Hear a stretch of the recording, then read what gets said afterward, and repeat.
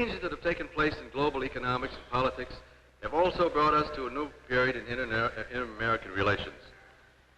In the immediate future, we will all be reassessing the multilateral structures through which they are conducted.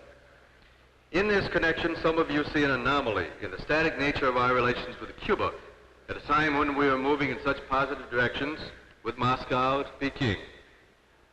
There is an anomaly, but we believe it lies in Cuba's attitudes, not in the United States policy.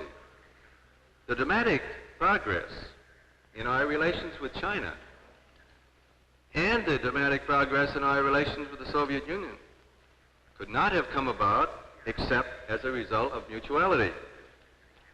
Thus far, we perceive no change in Cuba's basic position. At a time when the world is putting enmity behind it, Cuba continues to place an antagonistic and interventionist attitude at the center of its policy. Its military ties remain. For all these reasons, our policy toward Cuba remains unchanged, as does our commitment to act only in concert with other members of the OAS. Indeed, our intention is to work in concert with the OAS whenever possible.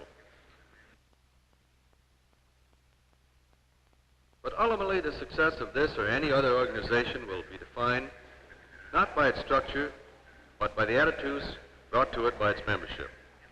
Thus, in examining the OAS, we will in fact be studying the spirit of the hemisphere. The United States does not believe that this spirit implies an obligation to agree on all issues. But it does believe that the spirit must take into account certain realities. The realities that many issues cannot be resolved within the inter-American framework. The reality that there are practical limits to new U.S. commitments. The reality that most problems within a country must be solved by the country itself. That a beneficial cooperative relationship among nations requires mutual respect. We will work cooperatively with each nation in this organization on the basis of mutuality. I promise you that. The United States believes that the spirit that brings us together in this room must rest on the proposition that honest differences can and should be negotiated. It is an attitude of cooperation, accommodation, and reciprocal adjustment that has made our association fruitful in the past. It is an attitude that can enable us to reap new benefits in the future.